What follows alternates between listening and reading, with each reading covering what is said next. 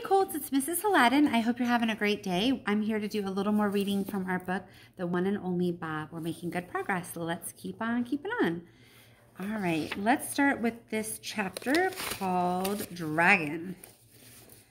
Dragon. More police cars and ambulances arrived at the park. A handful of keepers stream in too, looking frantic and confused.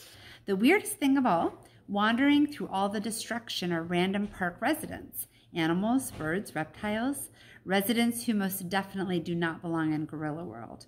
A police officer is chasing an armadillo. A great blue heron watches the mayhem from her position atop a giraffe statue. That's the heron on top of the statue. Have you ever seen herons out in the community? I know that there's a bunch that live, I think they're herons that live kind of by that, in that tree that by the McDonald's. I think that's true. Big birds, they're kind of fun. A wallaby pokes his nose out of a bush, his saucer eyes catching the fire engine lights. Nets, someone yells. We need more nets. An older gentleman holding a blue umbrella lets out a blood-curdling scream. Dragon, he cries. I swear to you, I just saw a baby dragon. Sir, says a keeper named Malik. No worries, that's actually a Gila monster. His name is Gilligan. A paramedic raises his hand. They have like venom, don't they? They say a healthy adult won't die from it, Malik shrugs, although they'll be in some serious pain. Wonderful, the paramedic mutters. I glance over my shoulder to see Sarah running toward Maya. I can't hear her words, but I definitely can see the worry in her eyes.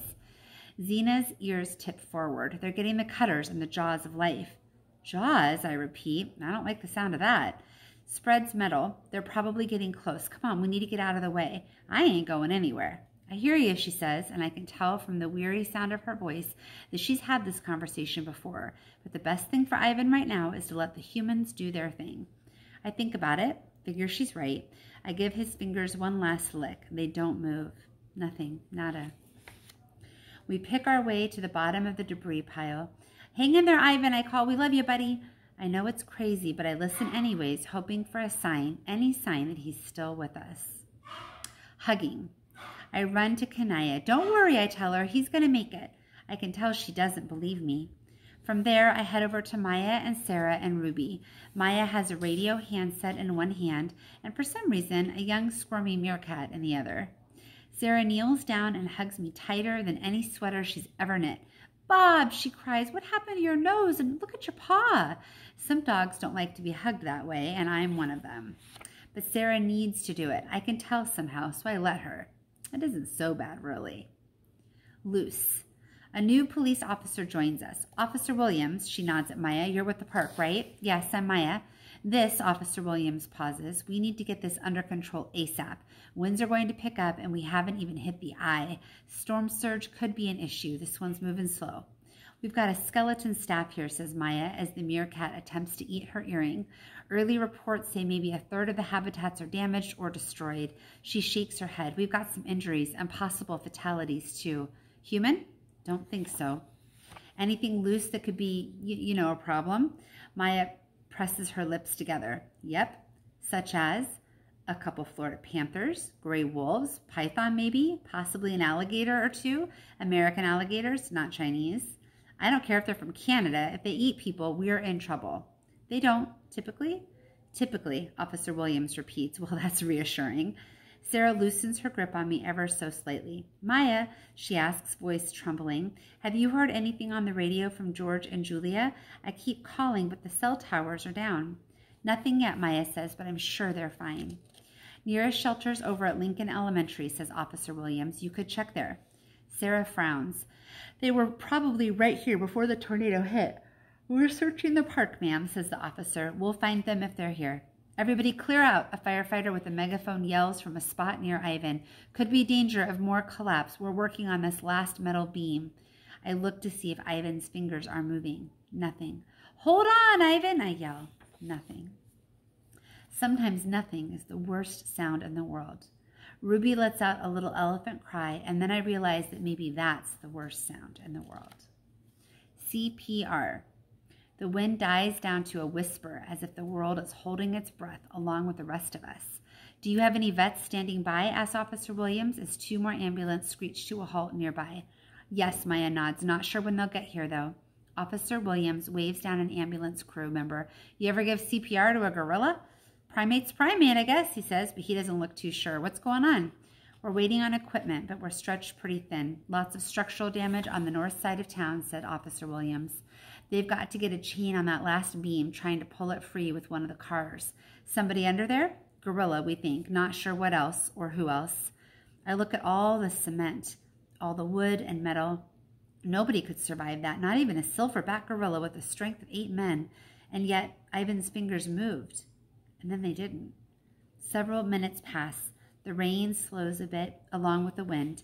The crowd watches as 3 firefighters attach a long chain to the metal beam next to Ivan, and then hook it to a tow bar on the rear of a police car. Back up, folks, calls the megaphone guy. Farther. The chains clank. The car growls. The wheels squeal. Grinding, groaning. Progress just a little bit. The big chunk of metal has definitely moved a whisker or two. More grinding. Wheels digging holes in the ground. Mud flies like thick brown rain. A lurch. A snap. Clanks and rumbles as the big beam jerks free. The rescue workers move in, digging with their bare hands. Cement and dust and metal and bits and pieces of gorilla world are everywhere. But where is Ivan? No. No movement. Nothing. But after a few more minutes, one thing is clear. A gorilla-shaped mound has appeared, covered by dust and dirt and debris and splattered with rain. It just lies there. I've lost a whole lot in my life. My whole family. Stella. But Ivan? No. It cannot happen. Not Ivan. Miracle. The mound sits up. Sounds like Ivan made it. Gorilla ghost. Ivan emerges from a cloud of dust like a jumbo-sized ghost. He blinks several times, coughs, shakes, stretches a little. He's holding a banana, which he proceeds to eat. Everyone, and I do mean everyone, cheers.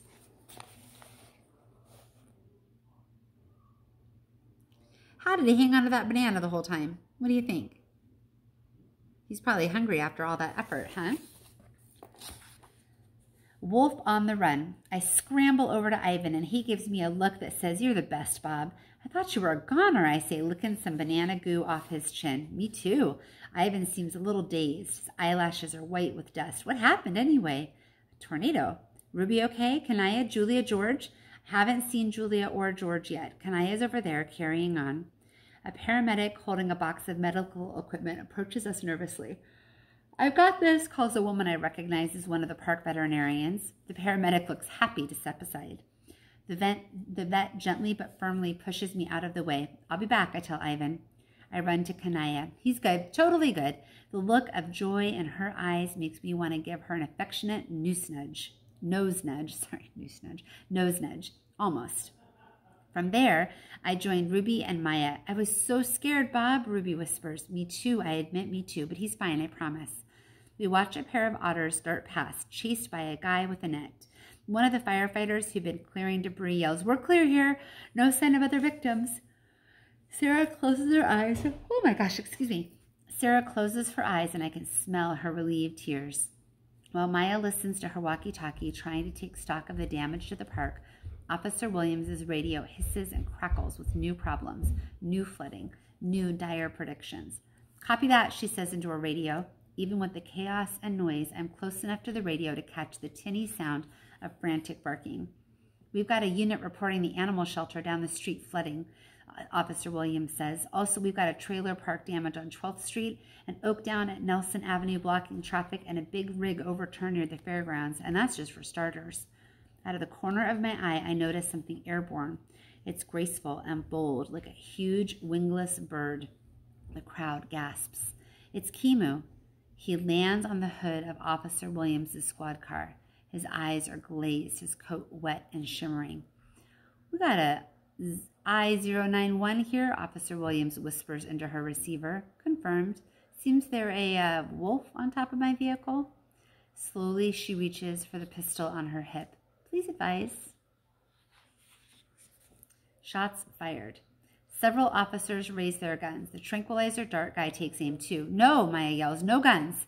Kimu blinks, eyes darting right, then left, and then leaps off the car with such grace and speed it's like he owns the wind.